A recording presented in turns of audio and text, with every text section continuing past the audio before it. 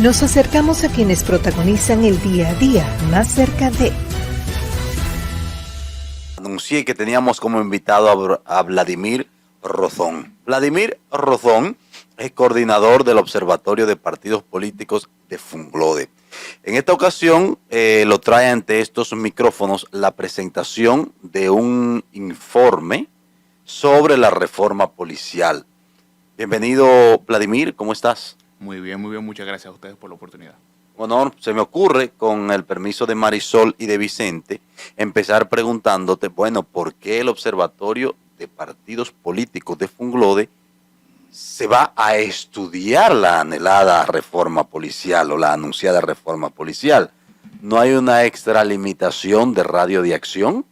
No, fíjate, nosotros en el observatorio intentamos estudiar todas las áreas. Y el tema de la reforma policial es algo que ha nacido de diferentes partidos políticos a lo largo de la historia de República Dominicana. Entonces, en el marco de las propuestas de políticas públicas que han hecho los partidos, nace el tema de la reforma policial a propósito de que el actual partido de gobierno hizo otra propuesta de una nueva reforma policial.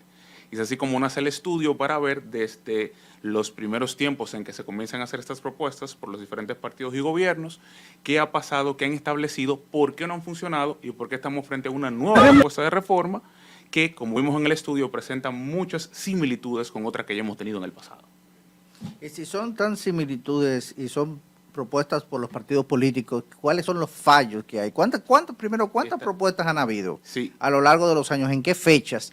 ¿Y cuál tú crees que han sido los fallos específicos de cada? Excelente pregunta. Fíjate, desde el 78, desde gobiernos de Balaguer, comienzan las primeras reformas como proyectos de ley. Previo a eso habían planteamientos de acciones o medidas para enfrentar la delincuencia, pero proyectos de ley desde el 78. Luego tú tienes ya proyectos de reforma integral en el 2000 cuando llega Hipólito, que presenta un proyecto de reforma de la ley y de modernización de la policía, muy parecido a lo que hablamos ahora. Luego tienes a Leonel Fernández en 2004, presenta un plan de seguridad democrática. Danilo Medina en 2012 trae un programa de un proyecto de reforma integral de la Policía Nacional. En 2016 vuelve y presenta otro proyecto de reforma, en esta ocasión, se llamaba de depuración de la Policía Nacional. Y luego ahora en 2020 tenemos otro más. Por lo tanto, estamos hablando de unos 5 o 6 en los últimos 20 años. Y las fallas, ¿dónde han estado? Primero, todas parten de que no hay un diagnóstico integral. La mayoría de estas reformas han nacido cuando hay picos de violencia. Ustedes recordarán que aquí nosotros tuvimos el caso lamentable de los pastores asesinados en Villa Altagracia. Y luego muy cerca pasó el caso de la arquitecta Leslie Rosado. Al otro día de ese caso se presentaron las primeras iniciativas para esta reforma que estamos discutiendo hoy. Si ustedes se dan cuenta, se trató de un esquema, de una explosión de ese pico de violencia y como respuesta del gobierno vino la presentación de la propuesta de reforma. Pero detrás de eso no hubo un estudio integral. Se hizo ustedes recordarán la comisión de notables que se conformó, que lo que hizo fue un levantamiento. Ellos analizaron los distintos departamentos de la policía y dijeron, bueno, en cibernética falta esto, en transportación falta esto, pero no es un diagnóstico. No hay perfiles delincuenciales, no hay focos delictivos, no hay, si se quiere, un estudio que te presente cuáles son las principales obras, los principales medios, esa tipología de son reacciones políticas a situaciones sociales, por lo general, más que análisis. Esa es la clave. Correcto. Ese ha sido el detonante de las reformas más que los diagnósticos integrales. Pero vemos que las mayores de los intentos de reforma de las reformas policiales han nacido en los últimos 20 años. O sea, fíjate, tú me hablaste de 6 y los últimos 4 han sido... Sí, de los últimos 20 años. Presidenciales. Y vienen desde la presidencia, desde los ejecutores del Poder Ejecutivo, los presidentes, Danilo, Leonel, Hipólito y Abinader, que en esta oportunidad han venido a intentar establecer esta reforma con supuestas fórmulas que al parecer no están dando en la diana porque en vez de aminorar los picos de violencia, se han escenificado nuevos eventos delictivos y una presencia mayor de crimen organizado en las calles. En este diagnóstico, se podría aportar novedoso para que las autoridades tomen en cuenta? Sí, fíjate, lo primero que decíamos, ese es el primer fallo, no parte de un diagnóstico. El segundo, hay que desmontar la cultura militarista de la Policía Nacional. La policía nace en el 1936, pero tiene su primer jefe policial salido de las filas de la policía en el 1958. Todos venían de las Fuerzas Armadas. Y esa cultura militarista se ha quedado desde entrampada en la policía. Por más que nosotros veamos cambios de que si aumentos salariales, que si le cambian los vehículos a la policía, la estructura de la policía, lo que es la base, se ha mantenido a través de los años. Entonces, ese es el segundo elemento. Hay que cambiar esa cultura militarista y pasar a una cultura de prevención e inteligencia, que es lo que no se ha podido lograr. El tercer elemento clave es el tema de la formación. Aquí nosotros formamos policías en un mes, lo cual no pasa en ningún país de la región. Aquí se forman policías en 3 meses. Y otra cosa que ha llamado mucho la atención en el estudio ha sido que, por ejemplo, cuando te dicen, bueno, pero ¿cómo los forman? Y un elemento que salió en la investigación fue que muchos de estos son formados con muñecos estáticos sin extremidades. Y de ese sale el tema, ¿por qué los policías aquí disparan a la cabeza? Bueno, porque los entrenan con muñecos que no tienen pies ni brazos. ¿Dónde disparan? Sí, yo creo, Vladimir, y con todo el respeto al informe, creo que lo de entrenarlo con un muñeco sin extremidades es poco relevante. O sea, porque sabemos que las personas tienen extremidades y es un asunto de entrenamiento per se. Creo que eso sería irrelevante. No es nada poco relevante, porque el tema es que tú tienes una persona que no tiene ningún tipo de entrenamiento y cuando el entrenamiento que le das lo pones es a disparar a la cabeza. O a disparar a la cabeza o a partes centrales del cuerpo, entonces es bastante relevante. Otra cosa que tú me dices es que es una persona que tiene un entrenamiento previo. Yo te digo, bueno, si ya tiene cierto entrenamiento y tú lo enseñas y él ya sabe y tiene el conocimiento, no pasa nada. Pero personas que ustedes saben, que salen la mayoría analfabetos, no tienen ningún tipo de educación, ningún tipo de conocimiento, le entregan un arma y lo mandan a la calle y el poco y precario entrenamiento que le dan es así, sí que es relevante. ¿Qué recomienda el informe? Además del diagnóstico, ¿cuáles son las recomendaciones que hace? Sí, así es. Lo primero es, basamos de que el inicio debe ir por la parte integral del diagnóstico. Lo segundo, aquí hay que contar con un análisis de cuántos agentes tiene la policía, porque aquí hablamos de reforma, pero no sabemos ni siquiera cuántos agentes hay. En abril 2021, el ministro dijo que solo el 30% de 39,000 agentes estaban prestando labores de seguridad. Esos son apenas unos poco más de 11,000. Entonces, lo primero es que aquí se debe delimitar y se debe definir. ¿11,000 para cuántos millones de habitantes? Bueno, 10 en el último censo, pero 10 que se ha multiplicado 2010, por 2. Claro, así es, 11,000 agentes.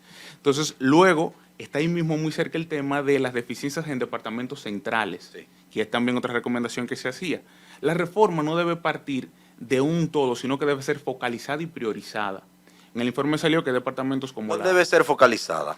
Principalmente policía de investigación y policía cibernética, que son los principales focos que tenemos ahora. El ciberdelito. El ciberdelito ahora mismo está a unos niveles y en el informe sale que solamente tienen agentes en Santiago, Santo Domingo y Punta Cana.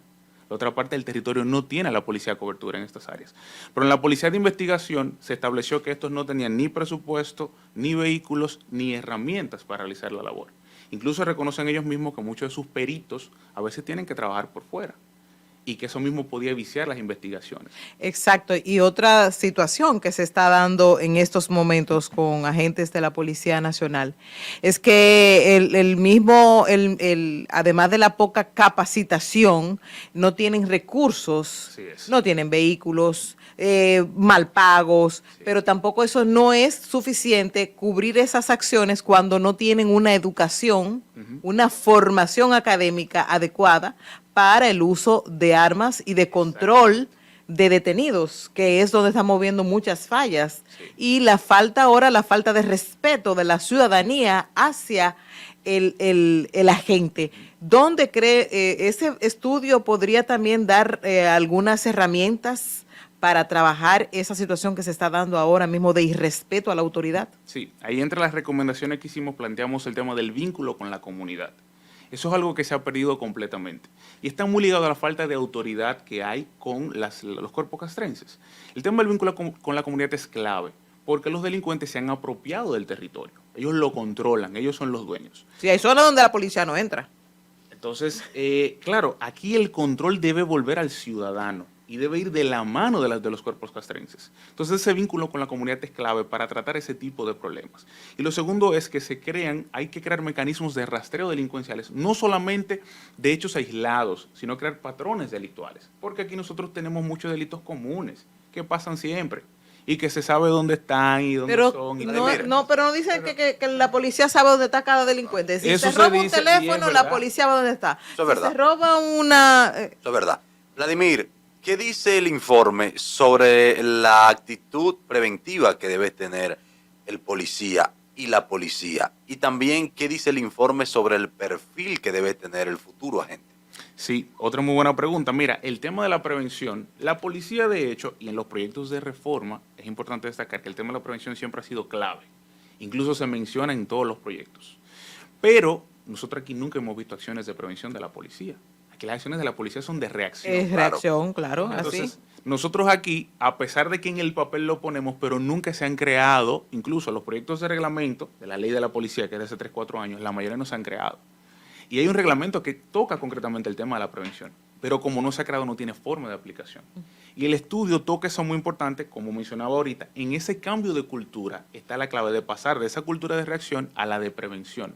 Pero no se han dado los pasos. Por eso aquí se recomienda que primeramente se creen esos reglamentos y sobre todo se nombre un personal encargado de velar porque la policía funcione de una manera más que reactiva, preventiva, que pueda ir cambiando sobre el tiempo esa cultura y poder dar resultados en ese ¿Cuál sentido. debe ser el perfil del policía? Y después de ser parte de la institución del orden, ¿qué le vamos a pedir a cambio y qué le vamos a ofrecer? Porque tenemos mucho tiempo aceptando como policía al muchacho que no tiene otra opción, porque no tiene academia, porque no tiene posibilidades, por la razón que sea, o que se engancha a la policía para delinquir con mayor holgura, con uniforme y pistola. Entonces, el perfil del policía y qué le vamos a ofrecer a ese policía a cambio, porque también es cierto que tenemos la policía que pagamos. Claro, eso es muy cierto.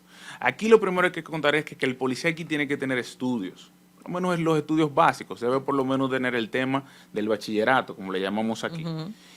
En una segunda fase se debe pedir que tengan por lo menos una carrera universitaria, que es lo que se hace allá en los países, ¿verdad?, de la región que están más desarrollados en este sentido. Pero con el tema del bachillerato podemos comenzar. Lo segundo es... Creo que muy poco el bachillerato. Sí, pero... En el sistema educativo que tenemos. Hay que comenzar por algún lado. Bueno, pero esa es mi opinión. Si comenzamos a pedir universitario, yo creo que pocos van a... Claro, porque nadie que tiene una carrera quiere ser policía. Quiere ser policía. O sea, una cosa es lo ideal, yo estoy de acuerdo contigo. Por eso es que estoy hablando, perdóname, de qué le vamos a ofrecer a ese perfil que andamos buscando, sí. Porque ahora con lo que ofrece la policía como remuneración es una locura, es quimérico que alguien con una carrera o en vía de decide ingresar a la policía. Ahora, si la policía me ofrece una remuneración importante que eleve mi nivel de vida, entonces yo me engancho a la policía. Fíjate que te hice la pregunta en la dualidad. Déjame trabajar, Marisol, o me voy. No, estoy hablando con Madeline. Ah, bueno. ¿Tú quieres que yo te caiga cantarazo aquí? No, claro. El tema de las condiciones es fundamental. Ahora, señores, las condiciones no son comprarle mejores vehículos a los policías. Las condiciones no son... El tema del aumento salarial es necesario, pero el aumento salarial debe ir ligado a un nuevo perfil policial. Entonces, ¿qué pasa? Ese nuevo perfil policial que estamos hablando, que lo primero es el tema educativo, lo segundo es el tema formativo y ya lo tercero es el tema de los conocimientos en el área. Ese policía debe tener algún conocimiento previo.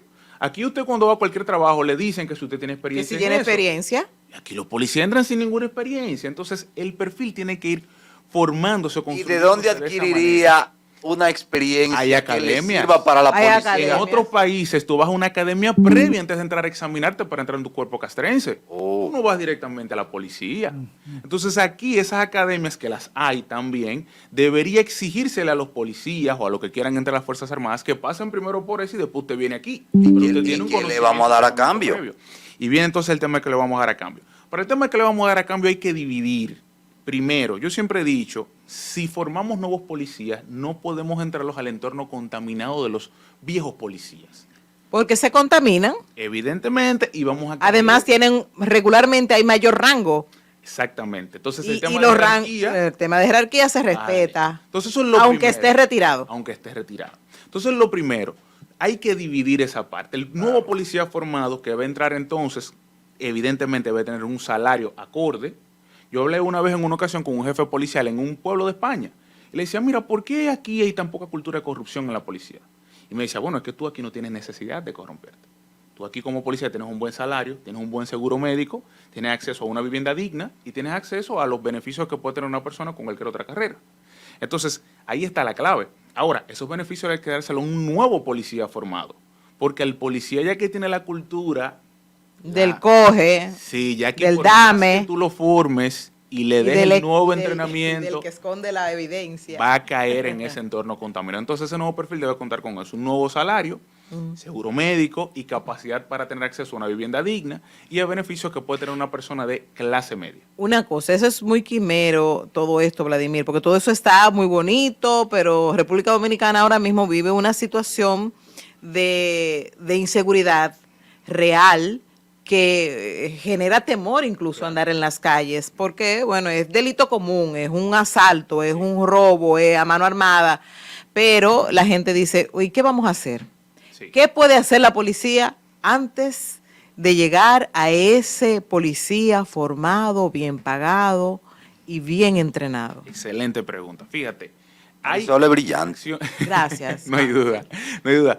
Es muy buena pregunta. Tú dices, o sea, mientras eso llega, ¿qué hacemos? ¿Verdad? Porque no podemos dejar que nos cojan el país los delincuentes. Entonces, ¿qué sucede?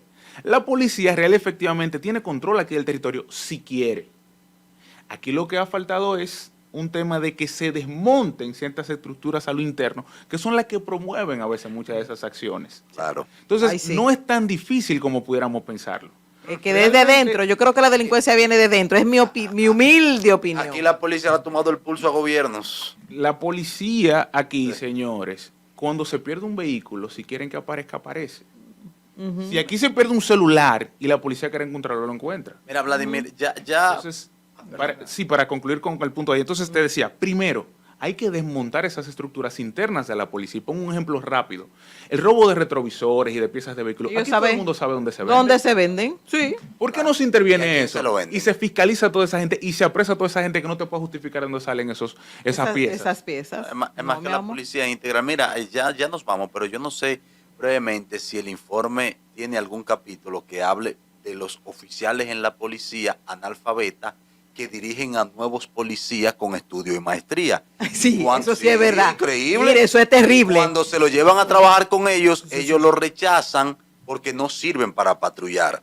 Estoy entrecomillando. Sí. No solamente son para muchachos patrullar. educados que no dan palo, no van a macutear y entonces y no le muchachos, llevan la comisión que deben cobrar en los puntos de droga.